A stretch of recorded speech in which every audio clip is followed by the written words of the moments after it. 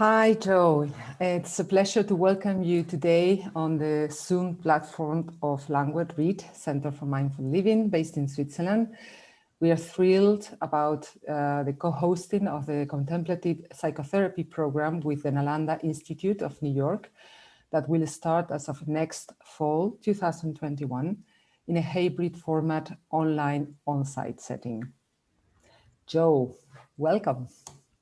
Thank you, Begoña, and I'm thrilled to be here and excited about our partnership, and looking forward to meeting more of your community and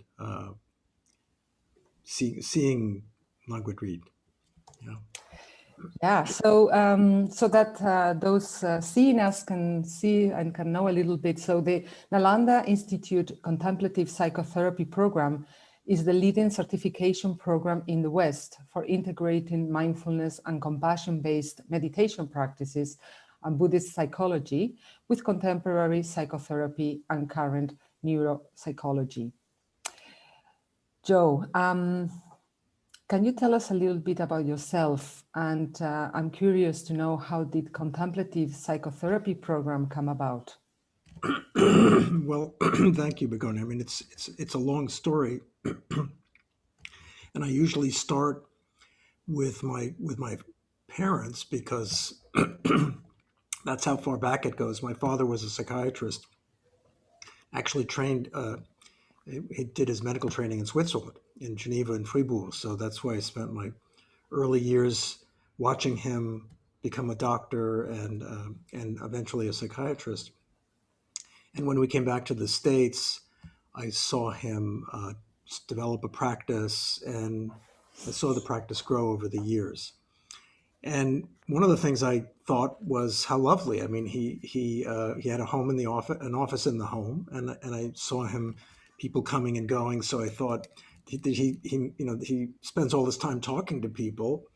Sounds like a great way to make a living. And of course, we had some of his clients were very grateful and used to send us gifts and things. And so it seemed like a very positive thing. At the same time, I saw him slowly over the years, given the workload and his, seriousness, or some of the approach that he was following, get more stressed and accumulate levels of stress that eventually led to, kind of a burnout. I think that, so I was concerned about what was missing. And I looked at my mom, who was a history teacher and actually was an immigrant from Sicily, had a very different background from my dad, and uh, also chose a different path in terms of, instead of diving into science and the newest form of psychiatry, psychopharmacology, psychotherapy, psychoanalysis, she stayed much more interested in culture in general, and her spiritual roots. And so my mom actually really, as she grew, she aged well, like a fine wine, right? She became calmer and more joyful, and ended up spending more time doing things that she loved. So I said, okay, well, maybe I could take, this was my sort of double blind, my homespun double blind experiment, right? I really didn't want to wind up, burned out and stressed out. At the same time, I really liked what my father did. So I thought, could we bring together some of the contemplative wisdom and practice that seemed to be the key ingredient in her staying youthful and growing well, and integrate that back into psychotherapy. So from a very early age, I was always interested in Jung and in approaches to psychology that integrated spiritual dimensions, contemplative practice, and the ethical kind of concerns that surround them. When I went to college, I ran into Professor Bob Thurman, who was the first Western Tibetan monk, and who immediately in my first class, we dove right into the esoteric, the most profound embodied forms of contemplative practice in the Tibetan tradition, and I was hooked. So, from that time on, I saw in the Buddhist culture, in Tibetan culture in particular, what we come to call the Nalanda tradition. Well, I'll explain why. But I basically saw in that a kind of bridge, whereas in Western culture we have a real split between science and humanism, and the traditions of scientific psychology that Freud pioneered seem to be going more and more away from our humanistic traditions, especially spirituality, contemplation, um, and I think Buddhism, because of its interest in science and its openness to science, and certain you know different relationship with theism and sort of creationism and so on, was able to sort of act as a bridge to allow the contemplative uh, practices and wisdom from our ancient traditions to sort of dialogue with science and psychology. And of course, over the years, of course, when I first became interested in this, it was not exactly a popular thing. This was back in the 70s and 80s, and I had to hide it from my, in my medical training, because it would have been seen as very kind of odd or even suspicious. Um, but fortunately, some both science evolved, people became interested in the relaxation response and stress reduction and mindfulness, and also there we became much more aware of the impact of stress and how important um, stress reduction practices were. We also had the sort of breakthrough or the revolution of neuroplasticity, which showed us that Mhm. brains can continue to learn at any age, Mm. right? So all of these things became a perfect storm, and I finally was able to sort of bring together my lifelong interest in contemplative studies and practices, what I call contemplative science, with my practice in the 90s. And that's around the time when I started to um, develop a center at the Columbia Presbyterian and New York Hospital, and started doing some research. Um, and, the world was now very interested. That everything had completely changed, and there was a growing interest and growing, body of research showing efficacy. Hmm.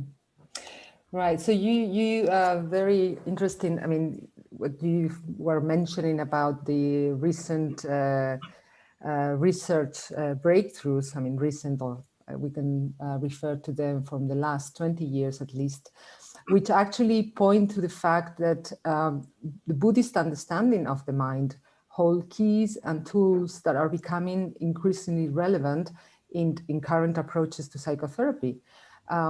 So within the Nalanda Contemplative Psychotherapy program, could you explain a little bit, Joe, what are those key elements and how they have been incorporated in the program? Absolutely.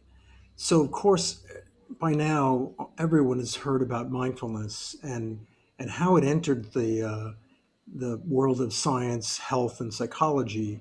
Actually, I was at Herb Benson's laboratory at Harvard around the time John Kabat-Zinn was just beginning to study mindfulness at UMass Worcester.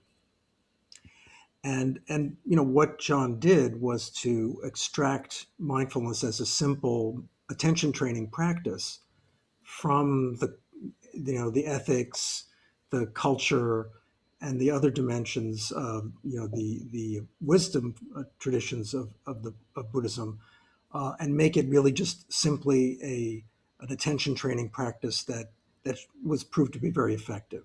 So, of course, as soon as he got some basic traction in some of his early scientific studies, very soon he and Herb Benson and others um, started to integrate mindfulness-based practices into um, psychotherapy and psychology. And I would say that what we're not aware of, because I guess I would say maybe one other data point that's really important didn't happen until the 2000 or so, 2004, the paper was published, was the discovery that, this was a paper done by Antoine Lutz and Richie Davidson, that showed that experienced meditators could develop a certain kind of brainwave that was indicative of learning and neuroplasticity, the high frequency gamma wave, and that they could generate this wave at will in all over throughout the neocortex, and trains time spans that had never been encountered in any previous studies. And what that really did was it brought together the early research on the efficacy and acceptability of mindfulness practice with the biggest discovery in neuroscience of the last 2 decades or 3 decades, which was neuroplasticity.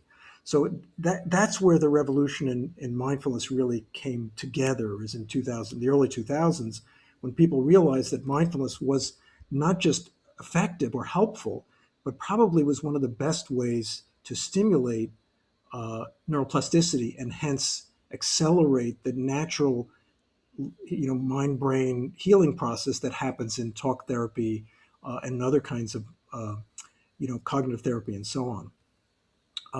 So now, what's different about the Nalanda approach to this, right? So most people have heard about that there in the subsequent years there were many cognitive behavioral therapies that were developed incorporating mindfulness practice, like mindfulness-based cognitive therapy, DBT, ACT, and so on and so forth.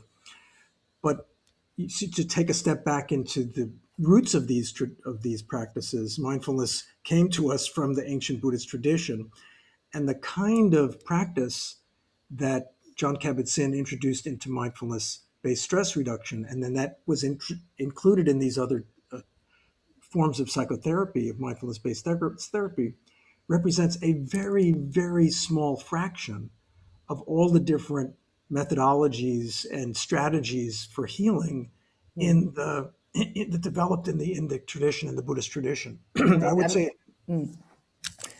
I think, yeah, and that was kind of what I was really interested in to know, actually, is like mindfulness programs have skyrocketed in recent years, and so my question, I was really curious to know, so how is this contemplative psychotherapy program that is proposed by the Nalanda Institute different? What other elements does it incorporate? Right. So one way to think about this is that mindfulness developed very early in the Buddhist tradition. The Buddha was essentially trying to take the meditation and yoga practices of his day and make them accessible to anyone. And he essentially turned them into a science. And this was related to the early science of yoga. But of course, over time, that practice itself, evolved, and new methodologies were brought in. And so the first way in which our program is different is that, unlike mindfulness-based stress reduction or MBCT or any of these things, we don't just integrate the simple forms of mindfulness practice. We integrate all the classical forms of mindfulness practice, of which there are at least 4, if not, you might say 6.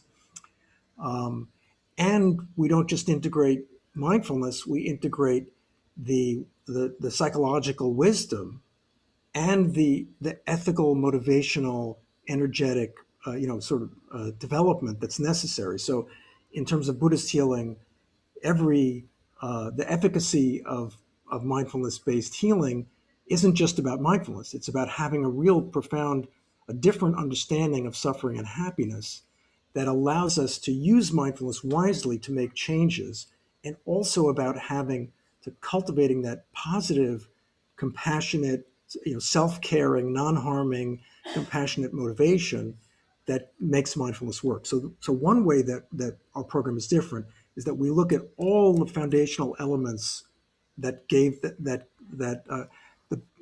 developed in early Buddhist science and psychology that promote self-healing as a whole package, instead of mixing mindfulness with Western cognitive therapy or the secular kind of mindset, or the disembodied scientific, reductive scientific mindset of psychoanalysis, or Freud, or whoever.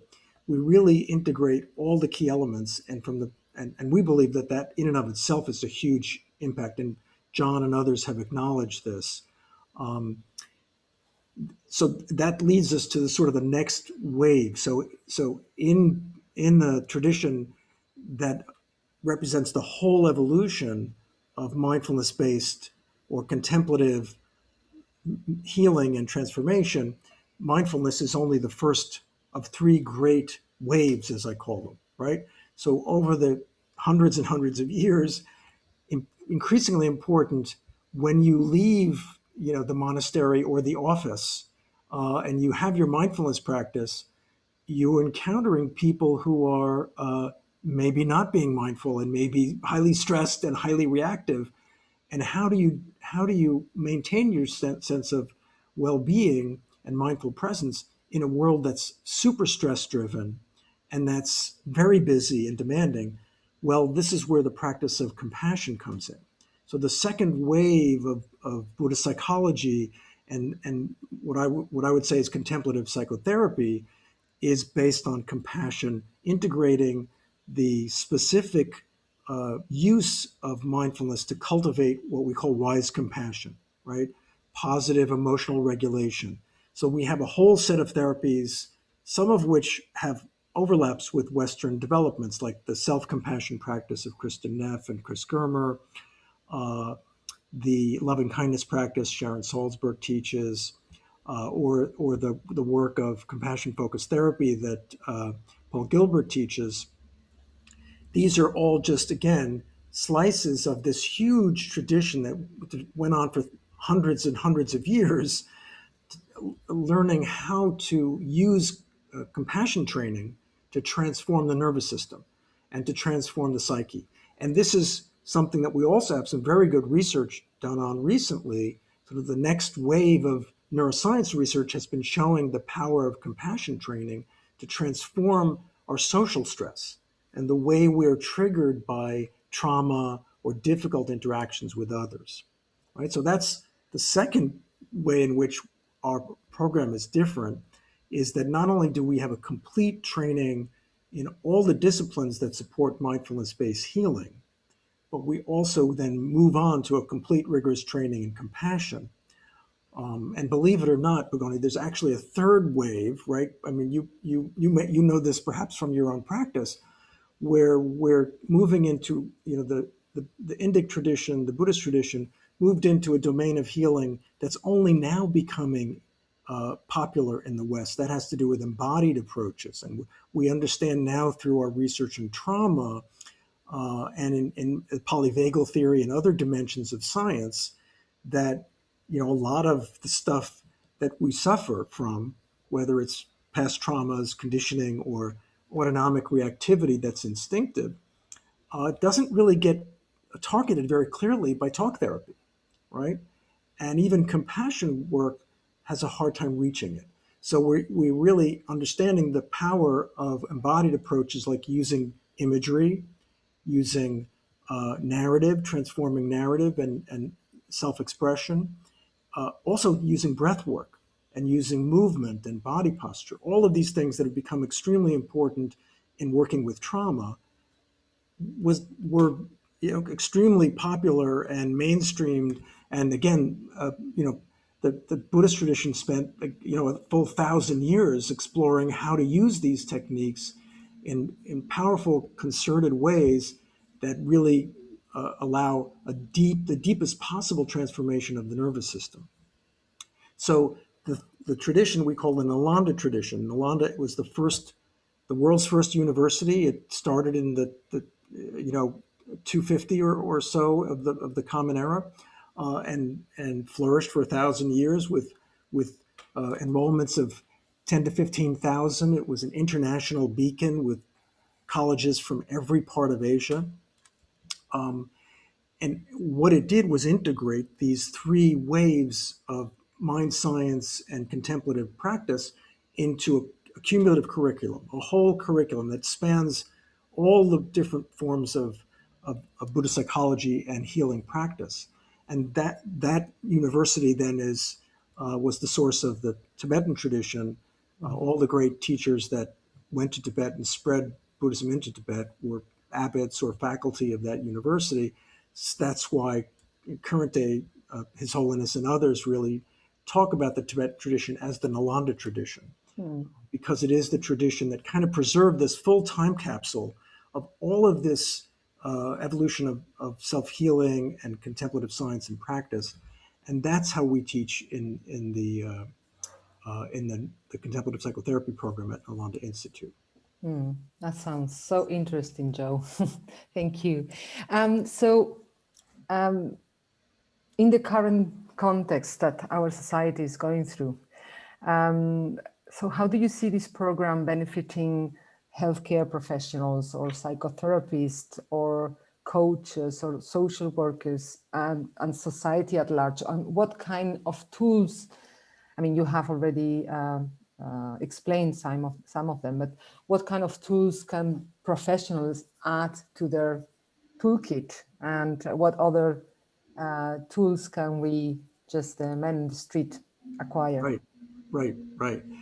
Well, so again, we in this century are really we're between a rock and a hard place, right? Because over the last 5 years, 5 centuries, I would say, our culture has increasingly divested itself of our own contemplative methods of self regulation and emotional transformation.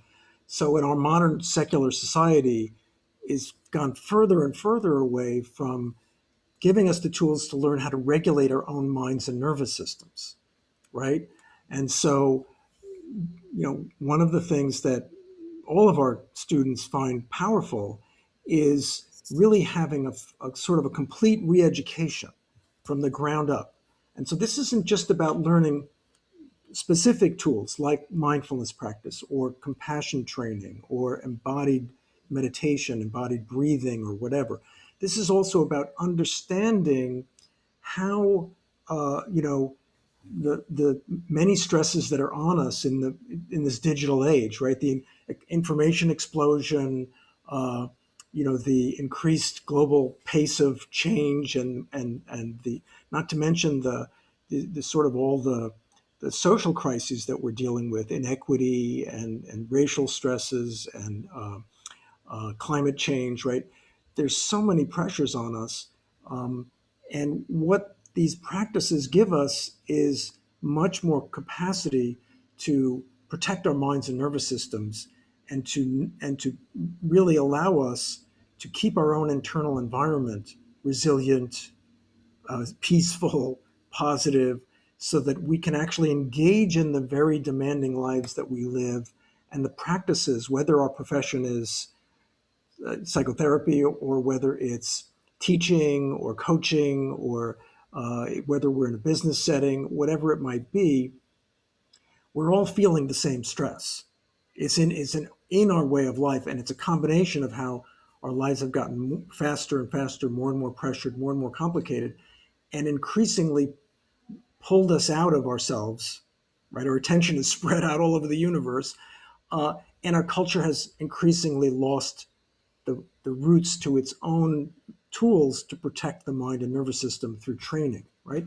So what we're doing is we gradually, over the 2 years of the contemplative psychotherapy program, we don't just teach people how to preserve, how to develop a deep, complete, and rigorous mindfulness practice, but how to understand it given the tradition, right? So we give people, one of the tools we give them is an introduction to a whole new way of looking at life, which is really based on optimal well-being and accessing our full natural potential to live in well-being at the level of our minds, our hearts, and our bodies, so that we're not just constantly surviving from one crisis to another, one stress to another.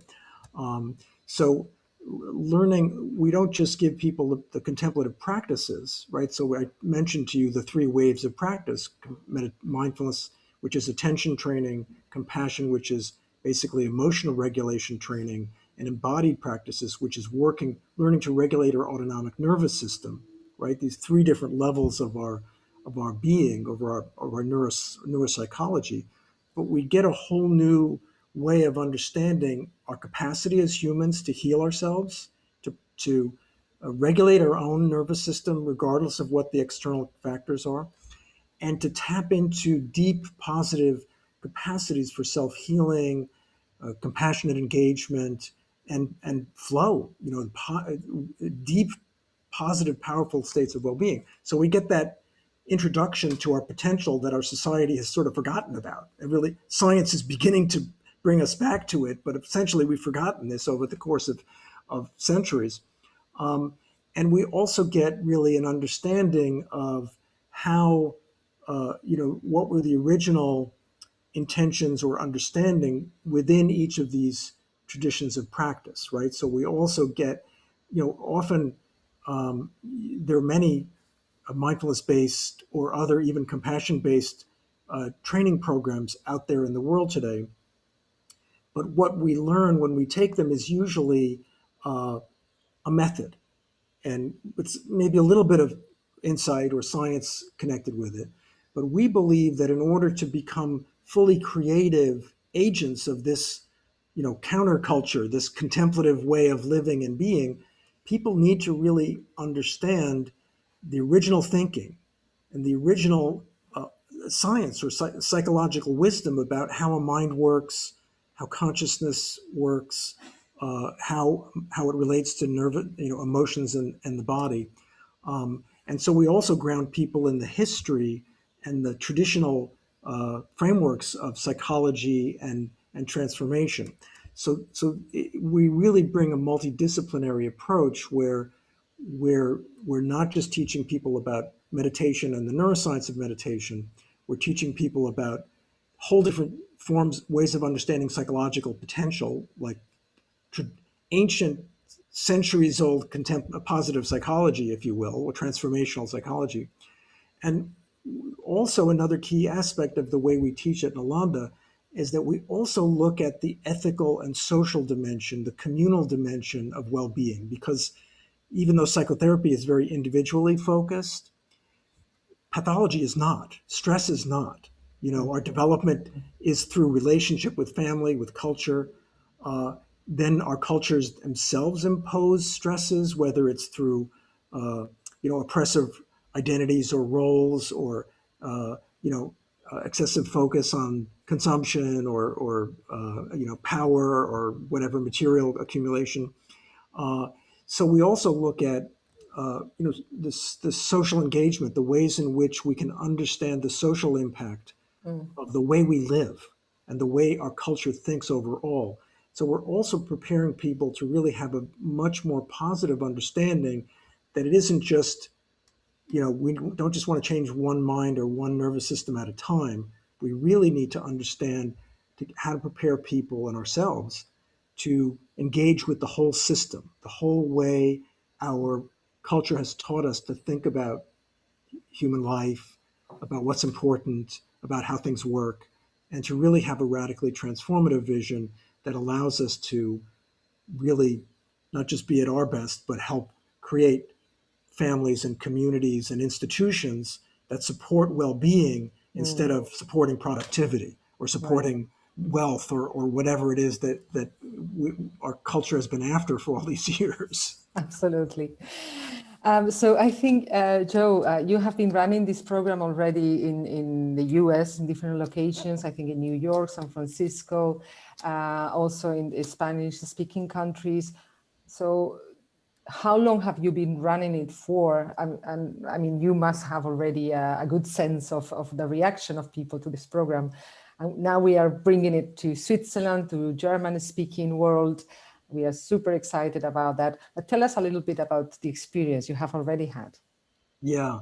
Well, I mean, for me, we're going on our 9th year of the Contemplative Psychotherapy program. And the experience for me and for us, for the team that I teach with, it's what makes our lives possible is to, because, one of the things that we're doing we really don't see our contemplative psychotherapy program as simply a learning program or a training program. Contemplative learning is an experiential, transformational kind of journey. And when we gather a cohort of students together, we also try to create a healing community and transformational community where people have a very different experience of what learning is about and how to connect with peers. And what we found is it's that combination of bringing in all these very rich ingredients. We have an incredible faculty, really probably the world's leading experts on meditation, neuroscience, and contemplative approaches to healing.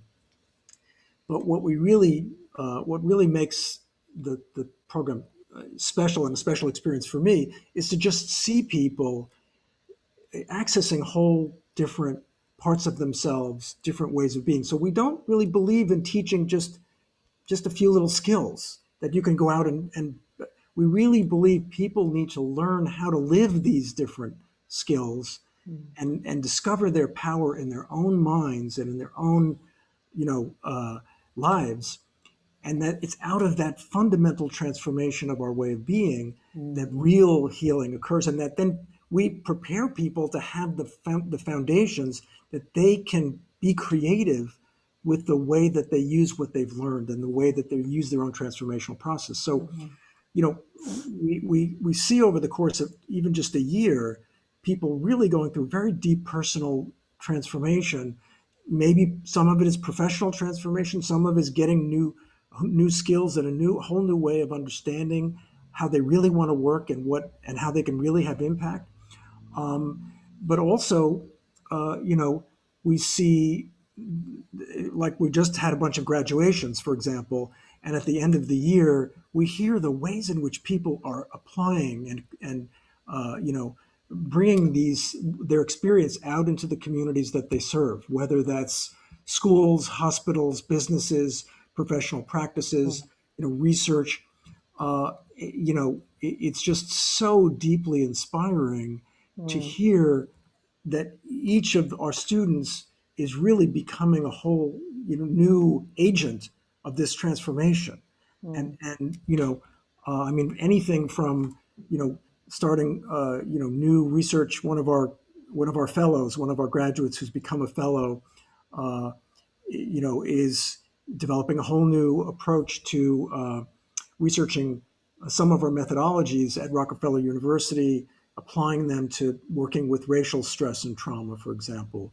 We have one of our graduates this year shared an amazingly powerful research project that she's embedding within an NIH study, working with mothers with postpartum depression and bringing in the kind of mindful, compassionate, transformational group work that she's experienced in her year with us into helping accelerate the healing and transformation of her patients. So there's just it's really so inspiring, to see how people really get sort of their growth becomes sort of catalyzed and fertilized and accelerated. That's what keeps us going, basically. Yeah, I get it. So this is a program which is a hybrid program of online teachings, online resources, weekly calls. There is also residential retreats that will happen here in Switzerland in the beautiful Landguet Ried. It is a kind of a very convenient way of learning, isn't it? Absolutely, and I think we had for many years we've offered an online version of our programs, but of course this became extremely essential during the pandemic when everything had to go online. Yeah. And what we discovered was actually in so many ways it really makes life easier for our students to telecommute and not have to drive into a class. For our faculty, so we're more able to bring exactly the faculty that we want because they don't have to fly to New York and get filmed and so on. And we found that given the sort of live interactive uh, you know, medium or format of Zoom, where communities can still dialogue together and meet each other in breakout rooms and really have a sense of togetherness. That, you know, actually in many ways, the hybrid mode is you know, a lot more effective.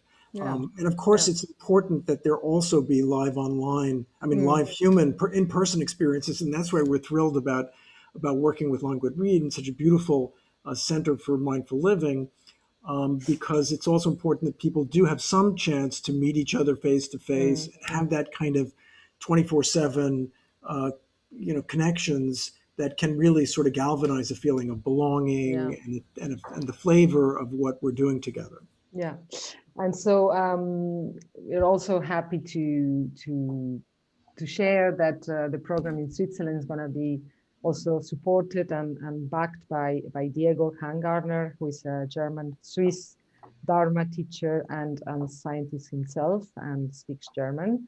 So there will be English speaking, of course, but also some support with German, with some German key texts.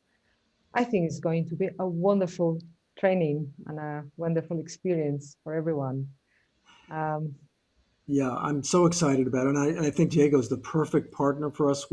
Whenever we do an international program, we find partners who are, you know, fluent and you know, part of the culture, just to sort of allow for the deeper translation and deeper understanding that's necessary. mm, And you know, we're also really just grateful to you, Begoña, for your vision, and to your team for seeing the potential in this partnership. And we're really very excited about the idea of reaching out to a whole new community yeah. of you know, native German speakers and other, you know, Central Europeans who you know, who haven't yet had access to Mm, this amazing program. So yeah. we're really excited.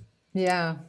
We are very excited to hear at Landguet Ried, and we really thank the Nalanda Institute for their trust with doing this together. And so the program is starting in end of October, 22nd of October, with a retreat, which should have been residential, but just to be on the safe side, we decided to turn it online.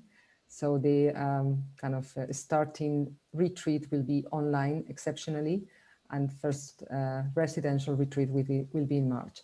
So for anyone watching this video, of course, you can find all the details in our website, www.landguet.ch. And yeah, it has been wonderful to have you for this informal interview, Joe. Thank you so much, Begoña. Yeah, I loved your questions, and we're excited. yeah. Thank you so much, Joe.